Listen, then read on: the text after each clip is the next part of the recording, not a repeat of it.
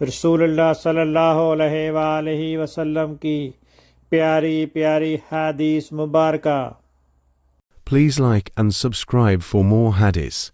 خالد جہنی رضی اللہ عنہ نے کہ نبی کریم صلی اللہ علیہ وسلم کی خدمت میں ایک دیہاتی حاضر ہوا اور راستے میں پڑی ہوئی کسی چیز کے اٹھانے کے بارے میں آپ سے سوال کیا۔ آپ نے ان سے فرمایا کہ 1 سال تک اس کا اعلان کرتا رہے، پھر اس کے برتن کی بناوٹ اور اس کے بندھن کو ذہن میں رکھ۔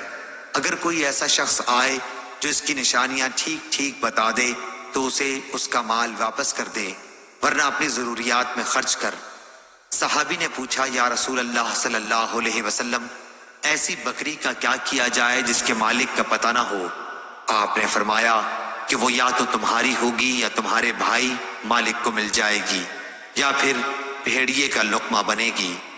صحابی نے پھر پوچھا، اور اس اونٹ کا کیا کیا جائے جو راستہ بھول گیا ہو؟ اس پر رسول کریم صلی اللہ علیہ وسلم کے چہرے مبارک کا رنگ بدل گیا۔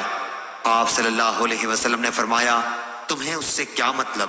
اس کے ساتھ خود اس کے کھر ہیں جس سے وہ چلے گا، اس کا مشکیزہ ہے، پانی پر وہ خود پہنچ جائے گا اور درخت کے پتے وہ خود کھا لے گا۔ صحیح بخاری حدیث نمبر 2427۔ اللہ تعالیٰ اس کے چہرے کو روشن کرے جو حدیث مبارکہ سن کر آگے پہنچائے۔